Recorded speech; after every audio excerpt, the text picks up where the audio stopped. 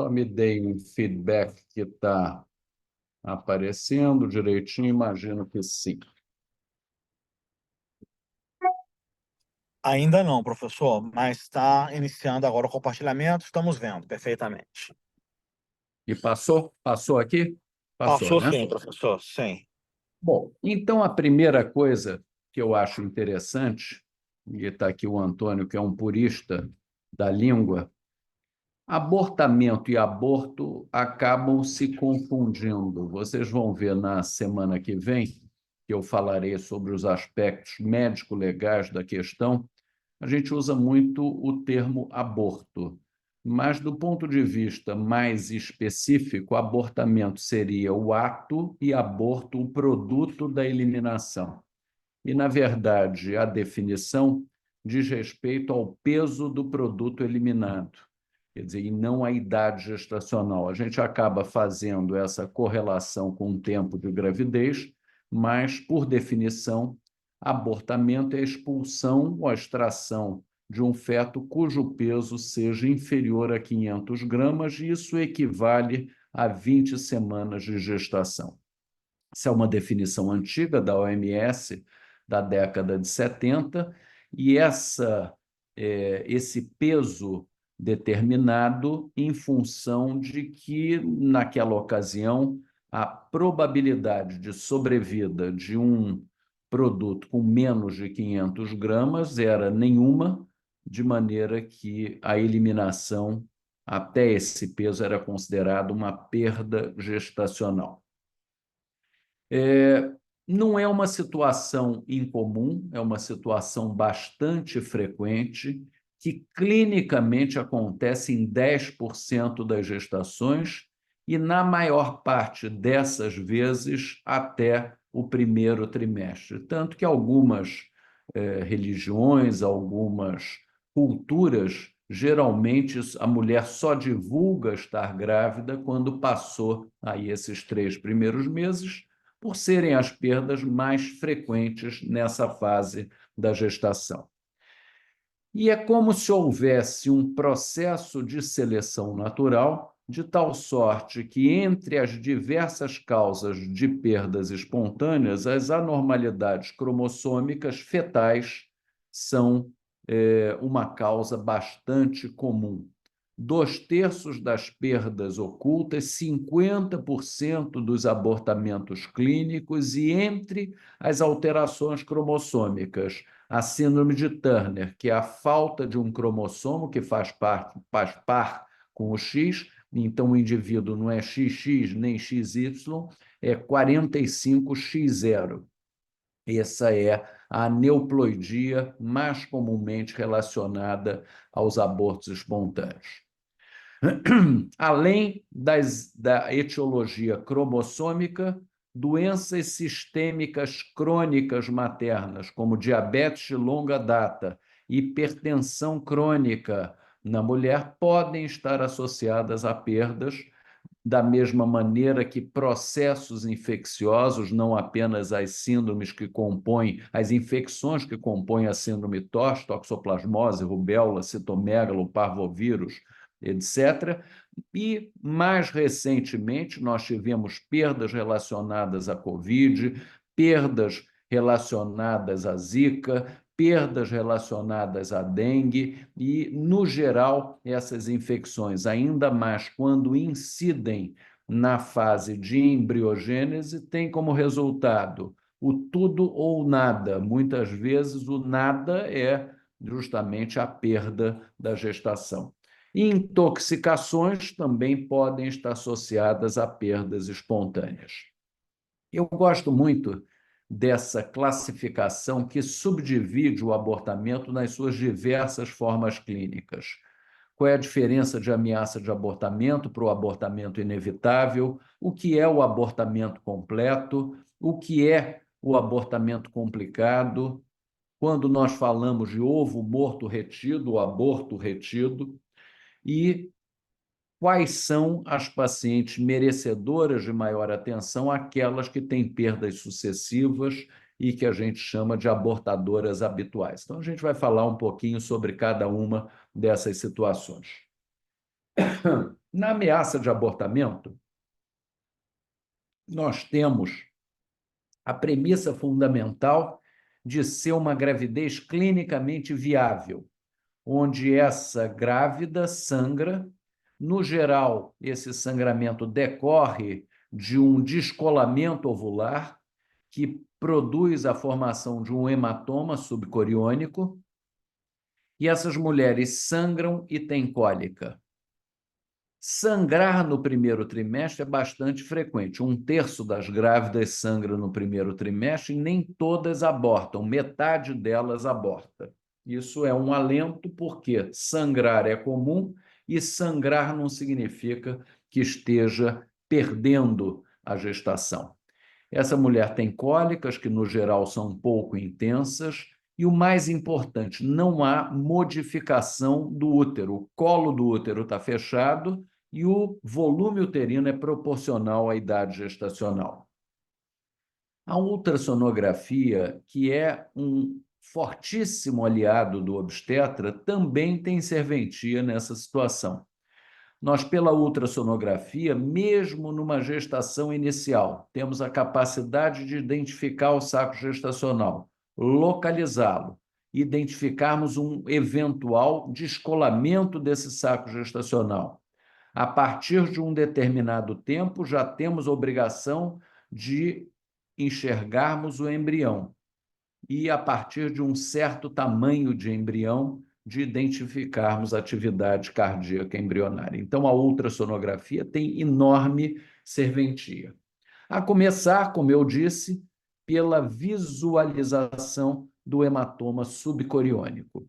Esse descolamento ovular, e aqui nós estamos vendo um pequeno descolamento, está o saco gestacional, o embrião, o córeo aqui em desenvolvimento e essa área anecóica que está atrás das membranas. Esse é um descolamento muito pequeno. Se é que se pode atribuir um valor prognóstico acima de 50% de área do saco gestacional descolado, nós teríamos um pior prognóstico. Então, esse é um descolamento que eu diria que não atinge nem 20% da área e, no geral, tem bom prognóstico. Nas ameaças de abortamento, a conduta é de tentar, ao máximo, preservar essa gravidez. A mulher pode ser acompanhada ambulatorialmente, não há necessidade de internação, é orientada para ter repouso e, principalmente, abstinência sexual. A ultrassonografia, dependendo do que encontrou no primeiro exame, poderá ser repetida em intervalos que vão variar de acordo com a evolução do quadro. O uso de antiespasmódicos, como, por exemplo, liocina, é recomendado, tira um pouco a dor e essa mulher sem dor fica menos angustiada. Em princípio, apesar de vocês verem ser usada correntemente, não haveria respaldo para usar progesterona. A progesterona é um hormônio, como todos sabem, que tem uma ação de relaxamento, promove o relaxamento das fibras uterinas e teria serventia ou indicação precisa naquelas mulheres que têm uma insuficiência luteínica. Em princípio, com níveis normais de progesterona, não haveria justificativa para fazê-la, que não é o que vemos na prática corriqueira. Será que tem mal estarmos dando progesterona em exagero? Não se sabe. A ameaça de abortamento pode evoluir para o abortamento inevitável, que é o trabalho de abortamento. Então, no geral, o quadro começa com uma ameaça, dor e sangramento em pequena monta, sem grandes alterações do útero, a hemorragia se torna mais intensa, as cólicas exuberantes, e agora nós identificamos alteração no útero, um colo curto, dilatado e, eventualmente, até a saída de material ovular. Quando esse processo de trabalho de abortamento acontece numa gestação que tem idade gestacional ainda muito inicial, no geral, com menos de 8 semanas, em princípio, o processo dá conta de esvaziar o útero, o que resulta no que nós chamamos de abortamento completo. A eliminação é total do material ovular. Essa mulher, então, para de ter cólica, para ou diminui bastante o sangramento. Isso é confirmado pela ultrassonografia, que nos identifica um útero vazio, onde o revestimento, na verdade, não é endométrio, e sim o revestimento uterino, tem uma espessura inferior a 30 milímetros, se é que existe esse ponto de corte. E nós sabemos que, mesmo quando esse revestimento estiver espessado, se a mulher está assintomática, a melhor conduta é uma postura conservadora, que esse exame seja repetido uma semana ou 2 semanas após, para nós vermos se realmente haveria necessidade de alguma complementação do esvaziamento uterino, porque, no geral, não há essa necessidade. Então, o aborto completo, o abortamento completo é a eliminação de todo o conteúdo uterino. E é comum até 8 semanas.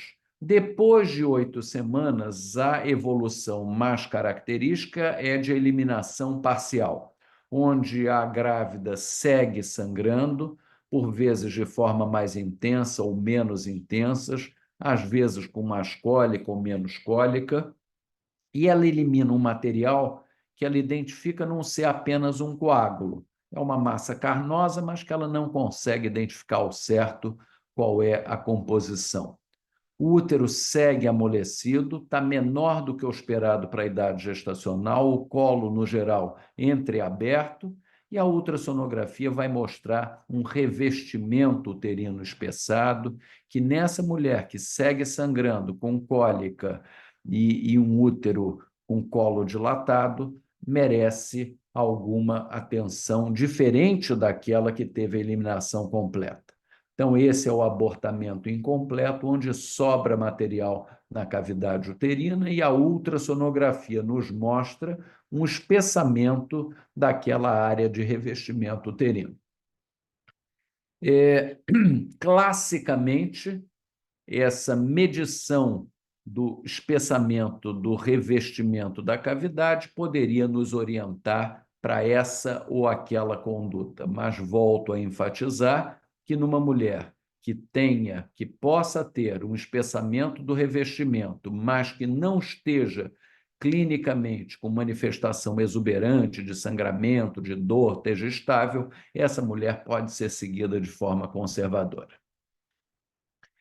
Lá nos nossos protocolos assistenciais, que me recordo já ter sugerido que vocês criem o hábito de consultar, isso está no site da Maternidade Escola, tem lá atenção à saúde, tem os protocolos assistenciais em diversas especialidades, que dizem respeito a diagnóstico e tratamento de forma bem resumida, esquematizada, para as principais situações obstétricas. Então, eis aqui as orientações para o abortamento inevitável e abortamento incompleto, onde o intuito é esvaziar o útero, e esse esvaziamento, no primeiro trimestre, no geral, sugestão de misoprostol, que é uma prostaglandina, que vai ter ação importante em promover contrações uterinas, complementado por aspiração manual intrauterina ou mesmo dilatação do colo seguida de curetagem. Em princípio, hoje, dá-se preferência, sem sombra de dúvida, às aspirações, sejam elas manuais ou elétricas, guiadas por ultrassonografia. Essa é a maneira que menos risco tem de fazer lesão no útero. No segundo trimestre, também é o esvaziamento uterino o objetivo maior, no geral precedido pelo uso de misoprostol, complementado por perfusão de ocitocina e, muitas vezes, sendo necessário o esvaziamento mecânico da cavidade uterina, também com aspiração manual. Lembrar que nessas mulheres no segundo trimestre, quando tem uma gravidez interrompida, poderão ter aí uma apojadura e, por isso, se recomenda o uso de cabergolina nessa dose, 2 comprimidos de 1 miligrama, em dose única oral, para inibir a lactação.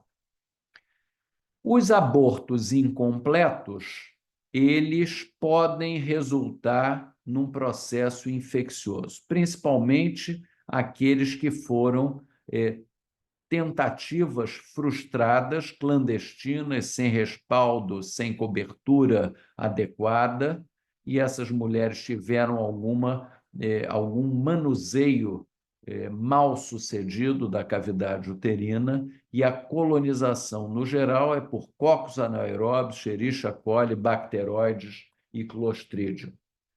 Se a infecção se limita ao útero, é melhor e é chamado endomiometrite do que aquela que se estende à pelve, uma pelve peritonite, ou aqui já acomete de forma generalizada, promovendo uma peritonite e, eventualmente, até um choque séptico. A combinação de antibióticos e esvaziamento uterino é medida fundamental. No geral, uma associação de clindamicina com gentamicina, paciente internada, isso é feita de forma parenteral, e não havendo melhora em 1, 2 dias, que se associa a ampicilina também nessa administração parenteral. Não é infrequente que aquela mulher que começou até um pré-natal, que já se sabe grávida, que estava com as mamas túrgidas, estava enjoada, de repente ela para de ter aquelas modificações gravídicas, deixa de estar enjoada, as mamas voltam ao que eram anteriormente. E qual não é a sua surpresa ao fazer uma ultrassonografia, que se identifica o saco gestacional, o embrião, sem atividade cardíaca embrionária. E nós podemos assegurar que não há atividade cardíaca embrionária quando o comprimento desse embrião for maior do que 7 milímetros. E também podemos afirmar, sem medo de errarmos, que é obrigatório identificar um embrião num saco gestacional que meça mais do que 25 milímetros. Então, são 2 cenários onde a ultrassonografia sela a inviabilidade daquela gravidez, seja pela presença de um embrião acima de 7 milímetros que não se identificam os batimentos, ou de um saco gestacional que mede mais do que 25 milímetros que não se identifica o embrião. Mesmo sem sangrar, mesmo sem nenhuma outra manifestação clínica, são situações de inviabilidade da gravidez, onde o objetivo futuro será esvaziar o útero. Pode-se esperar para que esse útero elimine espontaneamente? Pode. Nem toda paciente fica confortável em sabendo que a gravidez não andou para diante, em ter ali no seu corpo um embriãozinho que parou de se desenvolver. No geral, elas querem ter o útero esvaziado o mais rápido possível. E o ideal para que não se erre na ultrassonografia, em especial nessas idades gestacionais muito tenras, é que o exame seja repetido. Seria ótimo com 2 semanas de intervalo. Eu, particularmente, acho que um bom sonografista, com alguns dias, ele já tem como confirmar aquele diagnóstico, porque esses parâmetros estão mais do que sedimentados. Embrião de 7 milímetros sem atividade e saco gestacional de 25 milímetros sem embrião. Então, temos aqui umas imagens de embrião, o Doppler colorido foi acionado e não se identifica fluxo de cor no interior desse embrião, denotando um ovo morto retido numa gestação, nessa outra imagem, de 6 semanas. E essa é a imagem do ovo anembrionado, que os sonografistas mais antigos chamavam de ovo cego. Isso é uma má tradução. O termo em inglês é blighted egg, mas alguém fez, eu acho que até que foi o professor Montenegro, que apressado fez uma má tradução como se fosse blind, não é blind, é blighted, que não quer dizer cego, mas virou um jargão sonográfico, ovo cego, para aquela imagem de ultrassom que identifica um saco gestacional sem embrião no seu interior. E como disse há pouco, o saco gestacional, para nós assegurarmos que é anormal por não estar a imagem do embrião ali presente, é aquele que mede pelo menos 25 milímetros. No ovo morto retido, aborto retido e não abortamento retido, como nós até mantemos aí no nosso capítulo, eu prefiro aborto retido, ovo morto retido, a orientação é pelo esvaziamento uterino, que pode ser mecânica, aspirativa, ou medicamentosa, no primeiro trimestre com misoprostol nessas doses que estão aí sugeridas, e no segundo trimestre também com misoprostol. Existem protocolos de uso do misoprostol, eu acho que não é esse aqui o escopo principal da aula. Esse, no abortamento precoce, 800 microgramas pela via vaginal, ou o esvaziamento cirúrgico, que não há o que se questionar naquela mulher instável hemodinamicamente. Segue sangrando, muito sangramento, hemodinamicamente estável, e dada a urgência da situação, se vai direto para o esvaziamento uterino. Mas muitas vezes, apesar de não haver uma indicação médica formal desse esvaziamento mecânico, a paciente prefere ter a situação imediatamente resolvida, porque se sabe que a indução do trabalho de abortamento de forma medicamentosa vai demandar pelo menos algumas tantas horas para a eliminação se completar. O instrumento que nós usamos para esvaziar o útero, esse instrumento que provoca um vácuo manual, aspirador manual intrauterino, que se acopla, no caso da mioma, cânula plástica. Os aspiradores elétricos podem ser cânulas plásticas ou cânulas metálicas, como essa do desenho, e o ideal é que o procedimento, quando possível, seja guiado por ultrassom.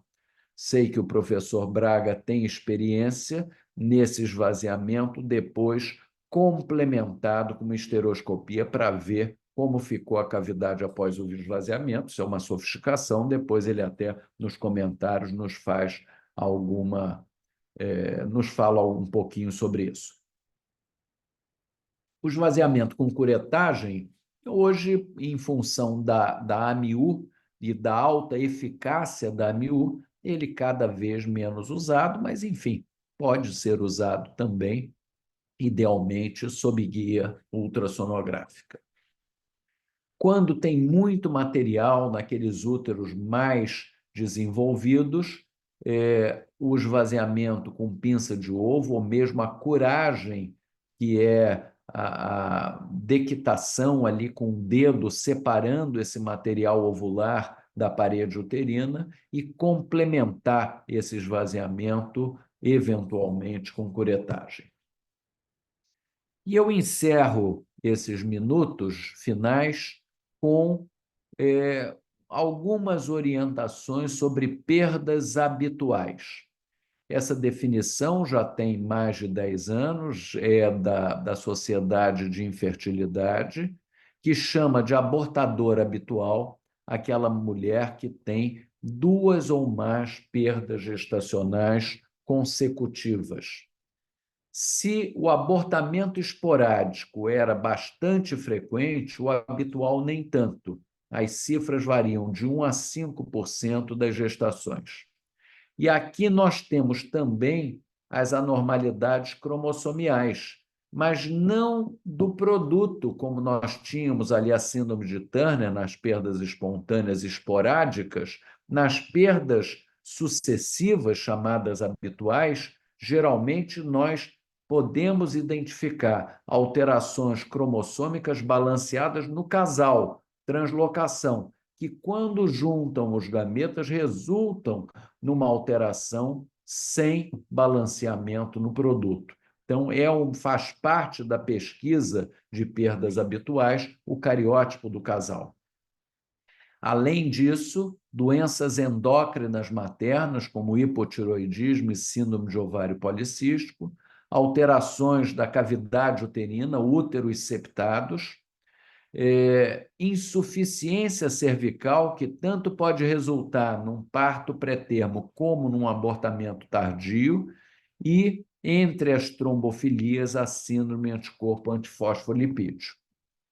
De tal sorte que, quando nós temos um casal a ser investigado, eis aqui a relação de exames fundamentais para que se tente chegar a uma causa da perda espontânea e que se possa algum tipo de intervenção sobre essa causa. Então, cariótipo do casal, para tentar identificar a translocação balanceada, avaliação citogenética de material de abortamento, se é que a paciente guardou aquele material, se sim, eu acho bastante interessante que se saiba se a genética do produto eliminado era alterada. Ultrassonografia transvaginal tridimensional para ver cavidade uterina. É pelo ultrassom 3D que nós temos uma informação tão fidedigna quanto de uma histerossalpingografia para estudarmos a cavidade uterina. Pesquisa de anticorpos, lúpus anticoagulante, anticardiolipina, corpo anti-beta-2 glicoproteína, tudo IgG e IgM, numa tentativa de identificar a síndrome anticorpo antifosfolipídio.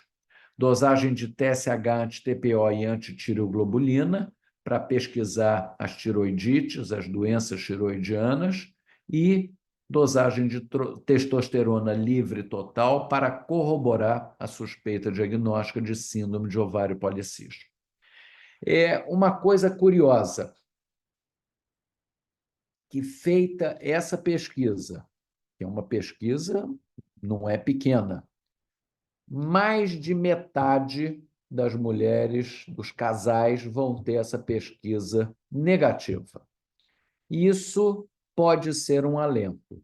Não encontrar nenhuma causa faz com que se continue tentando e a chance de uma gravidez exitosa suba consideravelmente. Se é uma alteração cromossômica no casal, resta partir para a fertilização in vitro. Nas insuficiências luteínicas, aí sim teria emprego a progesterona vaginal. Há questionamento se todo o corpo lúteo seria insuficiente, né, uma vez que é uma estrutura específica daquela gravidez. Será que todas as gestações vai-se ter uma diminuição de progesterona em função do mau funcionamento do corpo lúteo? Para corrigir as alterações tiroidianas, o eventual emprego de hormônio tiroidiano. Nas síndromes metabólicas, a recomendação de redução de peso e metformina, na síndrome de ovário policístico. Existem questionamentos se vale ou não continuar a metformina no momento que a paciente engravida. Heparina e ácido acetil salicílico para prevenir SAF, síndrome anticorpo antifosfolipídio, com bons resultados. E nos úteros septados, nos miomas intracavitários identificados por ultrassonografia transvaginal, nós temos a recomendação de ressecá-los esteroscopicamente. Acabei de dizer e repito que, apesar de mais de metade daquela pesquisa ser negativa, a chance de êxito numa próxima gravidez vai subindo e ultrapassa 70%. Então, causas não encontradas, quer dizer, um abortamento inexplicável em mais de 50% dos casais, com 70% das mulheres com abortamento habitual, com uma gestação subsequente atingida e de desfecho normal. Vocês, imagino, já tenham visto o nosso livro, de obstetrícia, obstetrícia fundamental, que ao final de cada capítulo a gente encerra aí com os pontos-chave, que são o que há de mais objetivo naquele tema. Então, estão aí os principais pontos-chave do abortamento, e eu espero que nesses minutos a gente tenha aí relembrado os conceitos fundamentais e que certamente seja hoje uma introdução do tema fundamental, de fundamental importância que nós vamos tratar na próxima semana. Isso tudo eu costumo colocar aí me basear e tenho respaldo total aí nos nossos livros, seja o Fundamental ou o livro grande, o Resenha de Obstetrícia. Essa nuvem, depois apontem aí os celulares de vocês, essa nuvem é uma nuvem da Souza Marques, mas enfim, eu tenho diversas nuvens, essa é a da Souza Marques, mas que tem gravações, tem as aulas, tem tudo, e vocês podem usar e abusar. Esse material é feito para vocês. Eu vou interromper o compartilhamento para uma eventual dúvida e para trazer aqui a vocês essa motivação. Eu espero que os nossos encontros semanais sejam bem aproveitados, que vocês participem, porque eu percebi um pouco naquela nossa sessão conjunta com a UFRJ que pouca gente falava. Então, comigo, vocês não têm que fazer nenhuma cerimônia e tirem todas as dúvidas, que essa é a hora de vocês na semana para fazerem isso.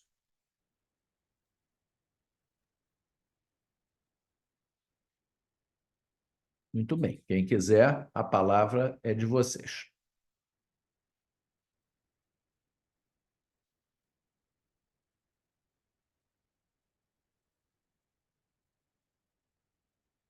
Professor Braga, o senhor que deu a honra com a sua presença, faça seus comentários e as achegas aí sobre, e até a sua experiência que eu provoquei um pouco da esteroscopia após o esvaziamento, quer dizer, é uma grande sofisticação, mas tem serventia em alguns casos? Professor, obrigado, boa noite a todos os pós-graduandos da PUC. Maravilhosa apresentação, né? É um tema assim que a gente sempre revisita. Talvez seja uma das situações mais comuns na intercorrência da especialidade, né? Uma prevalência aí, o dobro de pré-eclâmpsia, uma prevalência maior que do diabetes. Então, é certamente uma situação que todo especialista tem que compreender e manejar muito bem. Sob o ponto de vista da videoseroscopia, professor, eu acho que é um novo paradigma. Porque a vida toda fiz as aspirações uterinas, e eu faço bastante aspirações uterinas, por causa do meu grande foco de atenção, que é a mole datiforme, e que necessariamente precisa ser tratado de forma cirúrgica.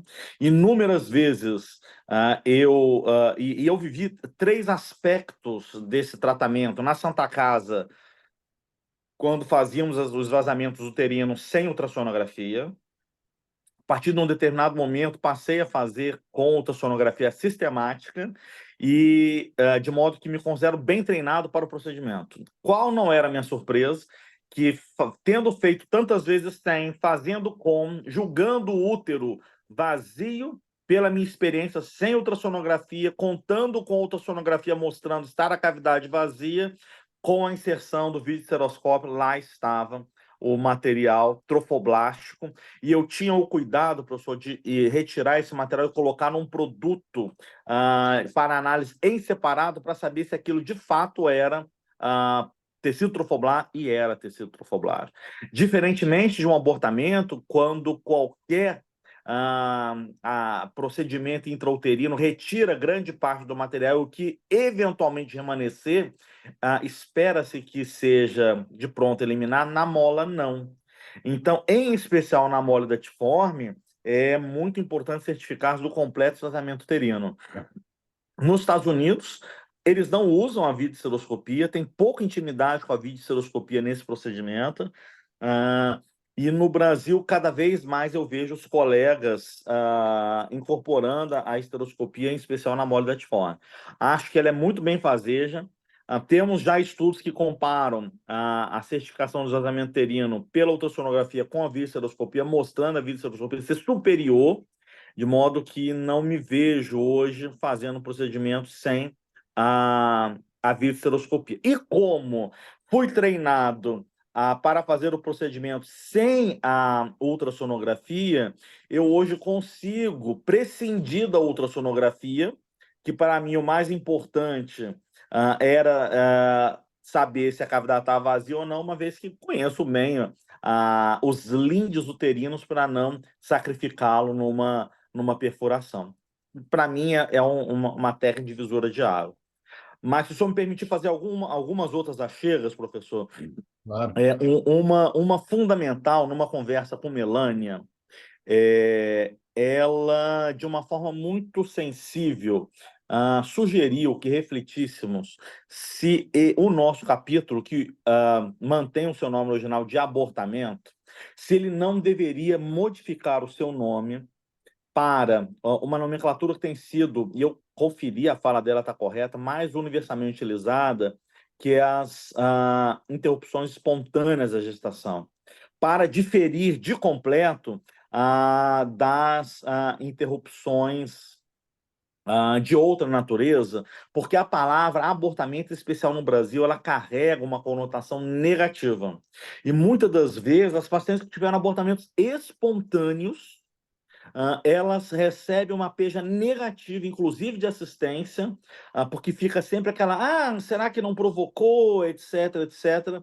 E utilizar a expressão interrupção espontânea da gravidez afasta a palavra abortamento, que seria reservada para os casos das interrupções da gestação. Falei com ela que acho que vale uma reflexão, né, em especial se for para a gente se adequar com o que a literatura tá utilizando mais pelo mundo afora. Seria uma grande modificação, eu acho que inova, porque é um termo, esse termo abortamento, inclusive, foi introduzido pelo seu pai no Brasil, né?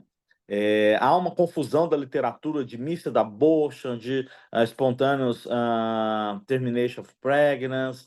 Então, acho que é um tema que a gente refletir sobre isso. Eu queria voltar a essa provocação em linhas preliminares, o que o senhor imagina sobre isso? Eu já estava pensando aqui, enquanto você falava, como é que a gente ia subdividir aquela, aquelas formas clínicas, porque eu acho bem diferentes umas das outras, né? A ameaça diferente do trabalho, que é diferente da eliminação completa ou parcial.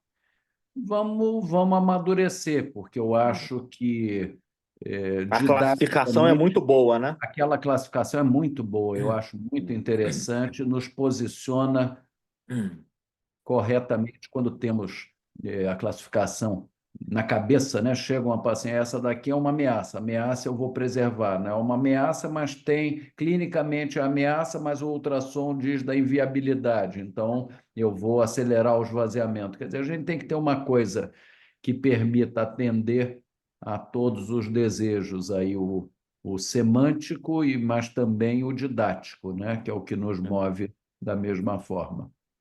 Na pior das hipóteses, talvez fazer um disclaimer no início para mostrar que nós somos sensíveis à fala das mulheres que eventualmente se É, sentem com esse peso maior. Acho que é uma fala que dá escuta a quem sente isso, né? Acho que pode também ser é. uma solução intermediária.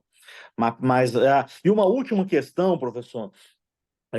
Não ousaria fazer essa pergunta ao professor Montenegro, mas nos casos de abortamento de repetição, a minha sensação, me corrija se eu estiver errado, que a ultrassonografia tridimensional não pegou, professor.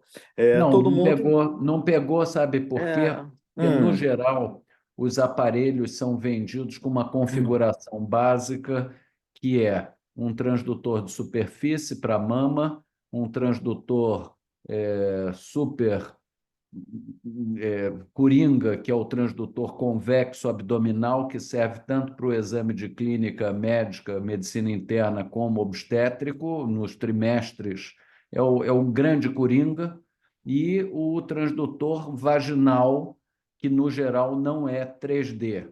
E os aparelhos, quando você pede essa configuração 3D, o transdutor, que é uma das partes mais caras, vem o transdutor abdominal apenas. O transdutor vaginal 3D são outros X mil reais. E aí raramente se pede.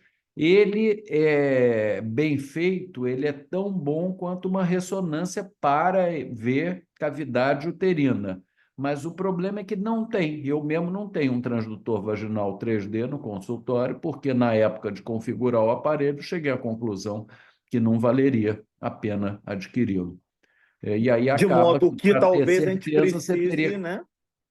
Precisa fazer ressonância, porque a esteroscopia, que também vai ver lá uma duplicação da cavidade, mas não tem muita diferença, no geral, entre o septado e o bicorno. Você vai ver uma duplicação, mas você não sabe como é que está o contorno lá de cima.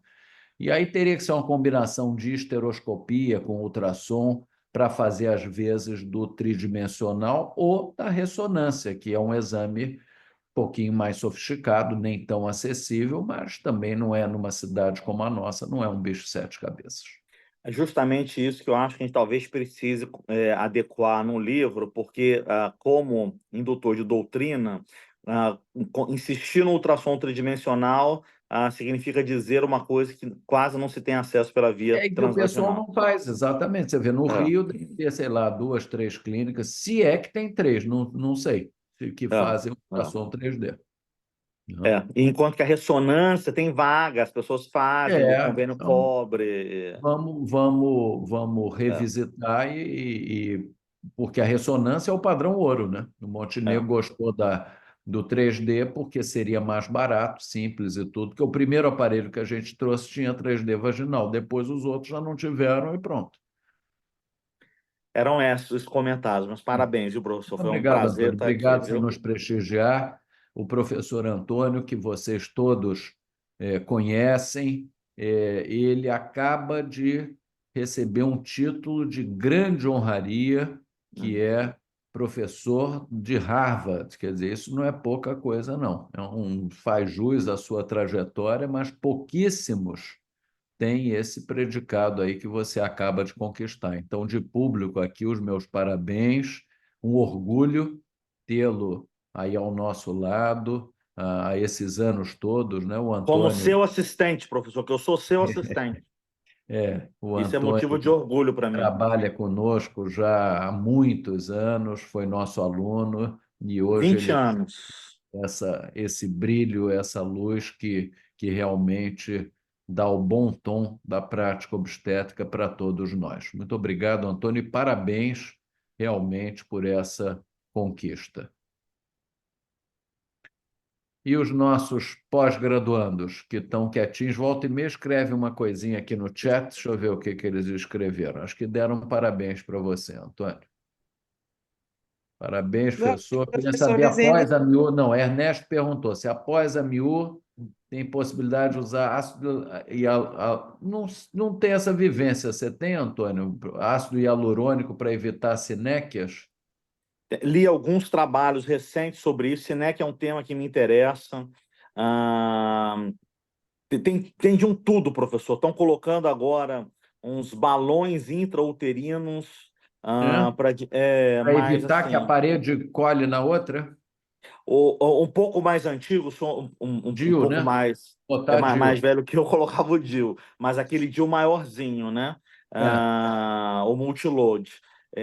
Mas os estudos randomizados, fazer ou não fazer, os resultados são absolutamente iguais. Uma coisa importante que eu faço, não nas Já tem muita cinéticas, sinéquia depois de AMIU? Menos do que curetagem, né? menos do que curetagem. No nosso trabalho da mola, 20% de sinéquia, professor. 20% não é pouca Ah, não é coisa. pouca coisa, não, né? Não é pouca coisa. É, Se há, professor, alguma coisa a dizer da apresentação do senhor ainda no tema do SINEC, achei o senhor muito complacente com as curetagens, professor. A OMS, ainda que o senhor esteja absolutamente correto, porque 70% dos esvaziamentos uterinos no Brasil são feitos por curetagem. E o que diz a OMS sobre curetagem, que é um procedimento que deveria ser proscrito. Proscrito, Mas mas aí é aí aquela coisa da realidade, né? vai fazer como? É. Vai fazer como? Na cidade do Não Rio de vai Janeiro. esvaziar, é melhor uma curetagem bem feita do que um esvaziamento, sei lá. Perfeito, é isso.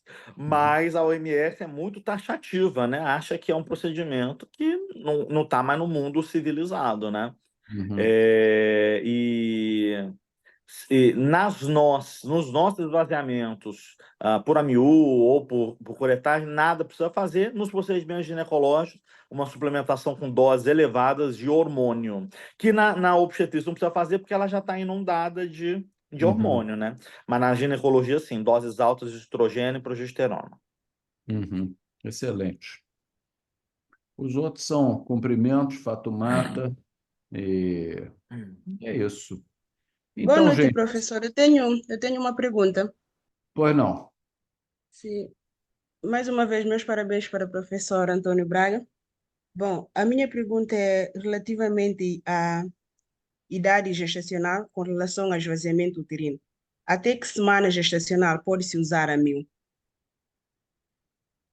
A MIU, em princípio, um procedimento super seguro, até 12 semanas, tem cânula que vai até 12. Depois disso, não seria a recomendação como primeira abordagem, quer dizer, ideal seria induzir um esvaziamento uterino medicamentoso com misoprostol, eventualmente complementado com ocitocina, e aí fazer a complementação mecânica do esvaziamento por aspiração, porque aí, apesar de ter mais tempo de gestação, já seria um útero que teria eliminado grande parte do material e seria complementar. Certo. Está de Obrigada. acordo, Antônio? Perfeito. Mas eu posso compartilhar no nosso grupo, professor. Há 3 semanas eu tive que esvaziar um útero de 14 semanas, professor. E era um útero de uma gravidez molar gemelar. Um bebê era normal e o outro ovo era uma mola completa. E a mola era prévia. E se eu colocasse o misoprostol, ia sangrar naquela mola toda. E aí, revendo, professor, os protocolos da OMS, numa experiência que nós não temos no Brasil, que é a experiência dos países em que tem a terminação eletiva da gravidez até 20 semanas, né? Porque é o que mais acontece, por exemplo, nos Estados Unidos. E lá a OMS diz que são seguros as aspirações com 14 semanas e 6 dias. Há referência 13 semanas, 6 dias, 14 semanas, 6 dias, que deve ser, obviamente, feita em casos excepcionais, por pessoas experientes. E eu fiz essa terminação numa gestação de 14 semanas. Preparei o colo com misoprostol, que é sempre um estresse na mola, e coloquei uma cânula de 10 e veio o material. O medo é osso, estrutura óssea. Então, ali eu identifiquei partes fetais, tinha estrutura, mas não é aquele osso duro, é como se fosse uma cartilagem. E saiu, professor, resolveu. Então, o senhor está absolutamente correto, mas casos excepcionais, onde eu preciso terminar rapidamente a gestação, a OMS em base, eu vou colocar nos nossos grupos esses artigos que eu revi há 3 semanas, a conta desse aperto que eu passei, para me justificar, porque de fato é um estresse esvaziar esses úteros maiores. E, Antônio, o uso de pinça de ovo, que é menos traumática, você acha que também deva ser proscrito?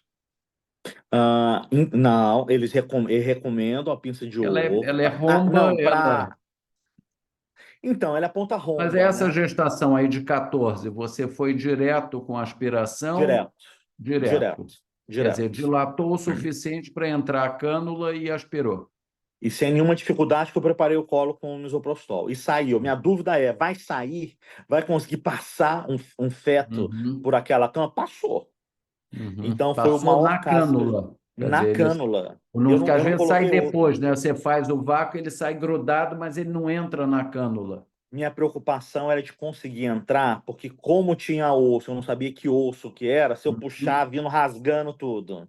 Então, uhum, eu preferi fazer bastante pressão quando não vinha. Eu abria o vácuo, tentava uhum, tirar o vácuo ali para soltar e tentar desfazer sem que eu precisasse puxar. Mas uhum, deu tudo certinho, não usei pinça de ovo e fiz tudo com a cânula. uhum, A gente não está mais acostumado a fazer isso, ou nunca esteve acostumado, porque a nossa legislação não permite essas terminações eletivas. E quando faz, no caso dos abortamentos previstos em lei, a gente usa o misoprostol. Mas, uhum. eventualmente, a gente pode precisar esvaziar esse útero rápido, e nesses casos a gente tem que ter aí alguma perícia para fazer esses vazamentos uterinos com úteros maiores. Uhum. Muito bom.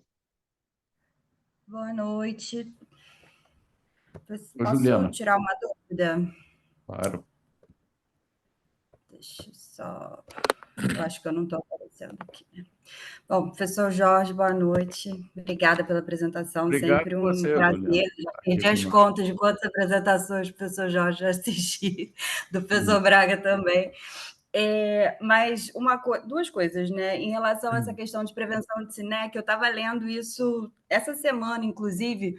Assim, os resultados são muito conflitantes, né? A gente não tem nada assim com nível bom de evidência, mas eu li também, além de gel antiaderente, né, que seria ácido hialurônico, algumas outras coisas, ou método mecânico, eu li alguma coisa também sobre antibiótico profilático, que também não é, assim, não tem um nível bom de evidência, nada que tenha, assim, grande força, mas também parece que tem alguns trabalhos nesse sentido também, falando sobre antibiótico nessa prevenção de formação de SINEC para procedimento invasivo uterino. Já viu alguma coisa nesse sentido? O professor tem alguma experiência com isso? Sei que Não, a não tinha literatura não nem é. desse ácido, e nem do ácido hialurônico e qual o antibiótico, Juliana? Não citaram nenhum esquema específico, não, mas colocaram como fazendo uma profilaxia. Eu posso procurar o artigo direitinho e mandar. Mas também, assim, não tenho nenhuma experiência com isso, porque até onde eu sei, o mecanismo é trauma da membrana basal mesmo, né? Então, assim, pela ação mecânica. Então, talvez lisicinéquia ou até um corpo estranho talvez ajude, mas também talvez não, né? Talvez até contribua para a formação de novas aderências. E outra coisa que eu queria perguntar é sobre essa questão do preparo de colo na mola com miso. Faz diferença assim, em relação à dose que usa, alguma coisa nesse sentido? Porque tudo que eu já li em relação a essa questão, tanto de miso quanto de ocitocina, é tudo com muito medo, né, de fazer uma embolização trofoblástica, alguma coisa nesse sentido. Eu não sei se faz diferença, tanto em termos de posologia e tal, enfim, como é que seria essa administração do miso? É a mesma dose que a gente faria para um preparo de colo no mamilo convencional, sem ser uma doença trofoblástica? Tem alguma diferença? Essa é para você, Antônio.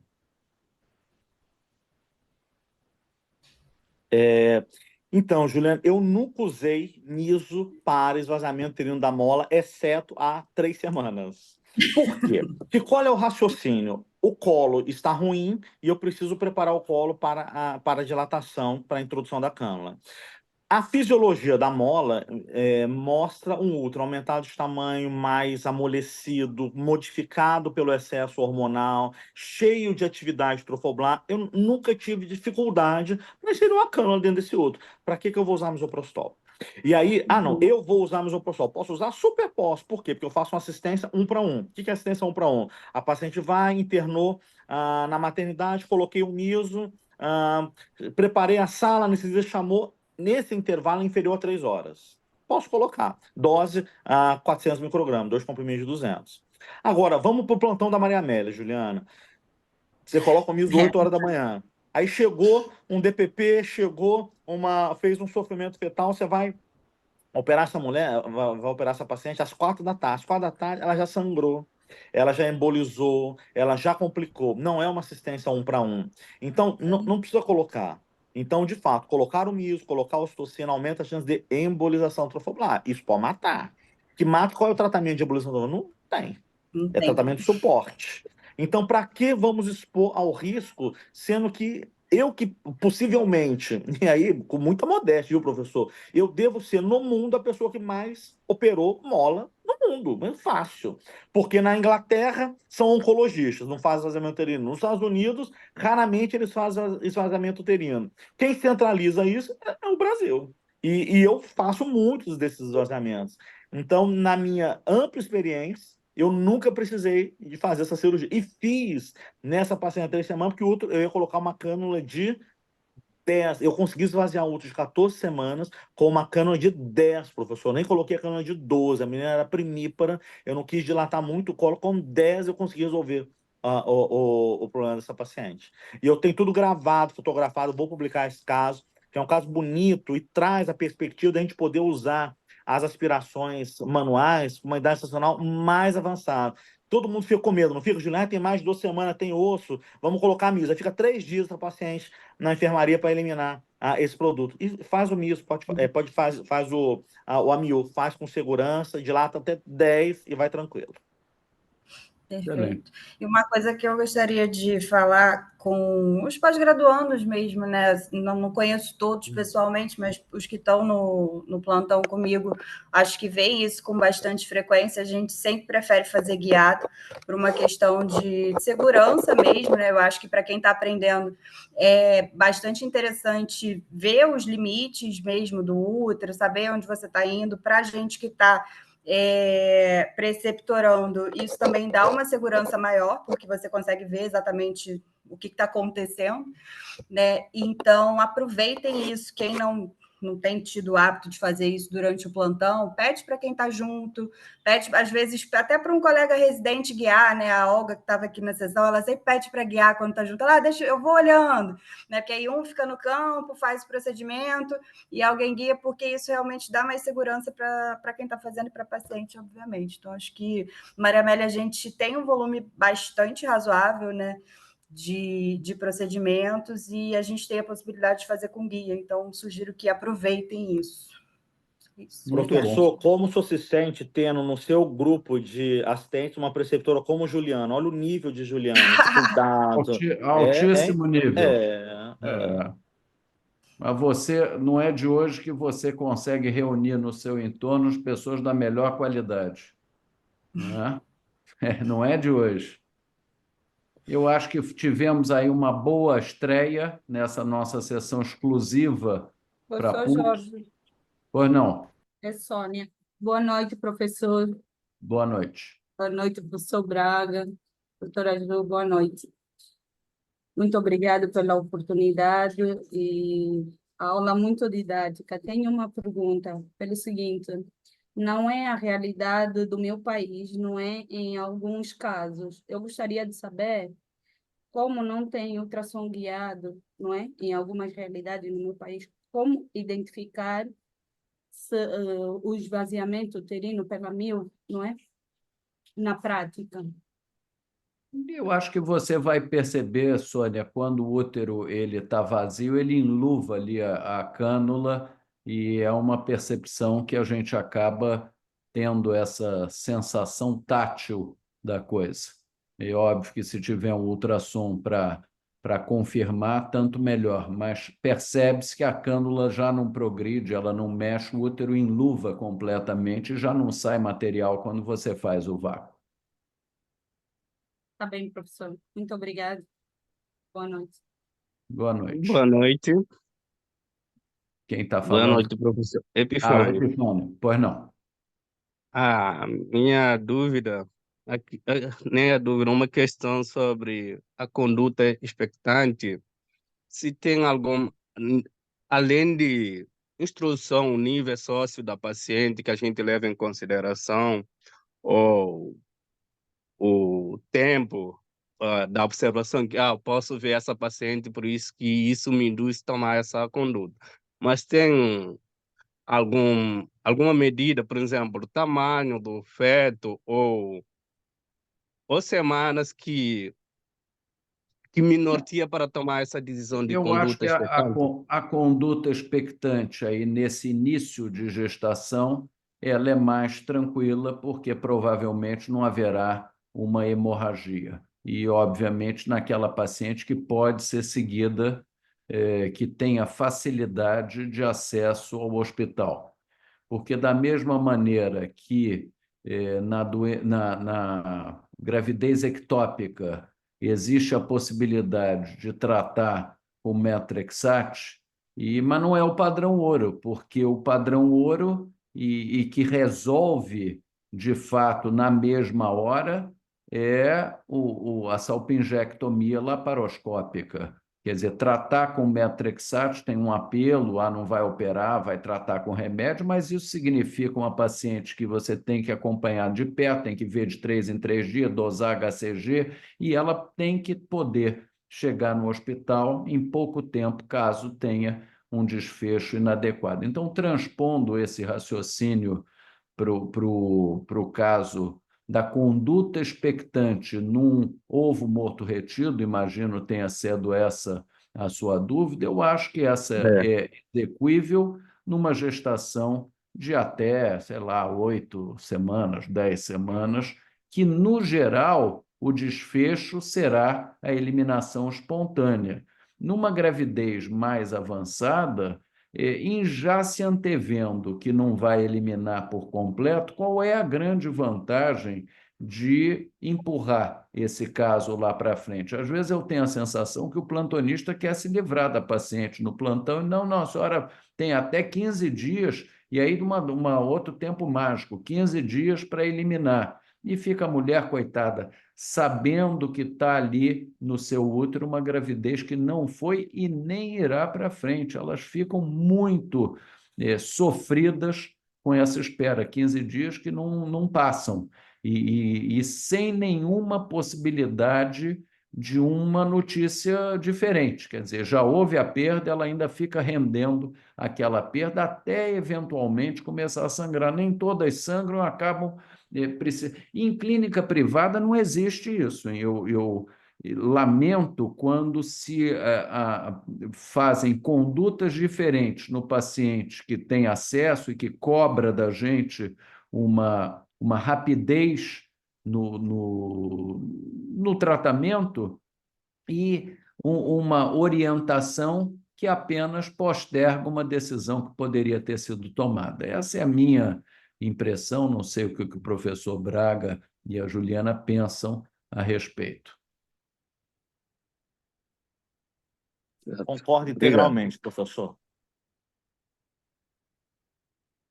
Eu acho que depende muito do caso, né? Eu realmente concordo que a conduta expectante ela só é uma opção razoável para um abortamento precoce, antes de 8, 10 semanas. Acho que não faz muito sentido postergar a conduta depois disso, mas acho que depende muito do perfil da paciente. Porque tem paciente que realmente tem uma ressalva muito grande com o procedimento cirúrgico e ela não se importa tanto de esperar esse tempo, né? Assim, no sentido de que a ideia de fazer um procedimento cirúrgico acaba sendo um pouco pior, de certa forma, do que uma conduta expectante por 1 ou 2 semanas. Então, algumas pacientes preferem não serem submetidas a nenhum procedimento invasivo. Eu acho que se for uma pessoa orientada, né, que consegue compreender, consegue entender os sinais de alarme, os sinais de gravidade, consegue chegar rápido à maternidade, ok, mas de fato, quando a gente transpõe isso para o setor privado, dificilmente a paciente quer fazer conduta expectante, né? Ela prefere resolver Muito logo rápido. e, enfim, passar logo por isso. Então, acho que depende. Muito bem, gente. Então, agradeço a presença de vocês, principalmente a presença aqui da Juliana e do Antônio, que aí nos brindaram com comentários muito interessantes, e eu tenho certeza que essa sessão vai ser um sucesso. Quando eu tiver com uma programação já montada, eu vou até divulgar, Antônio, nas gorjas, tudo, que o pessoal, a casa é de todos, todo mundo entra, assiste, feito era a sessão da maternidade escola, onde grande parte dos que assistiam nem lá estavam, né? Então é isso. Então, uma boa semana para vocês. Mantemos aí pelo grupo as informações. O próximo eu mesmo escolhi, que vai ser vão ser os aspectos do abortamento provocado. Então, a gente vai falar sobre o verdadeiro problema de saúde pública, que é o abortamento provocado. Então, uma boa semana e um abraço a todos. Tchau, tchau. Um abraço, professor. Obrigada. Obrigada, professor.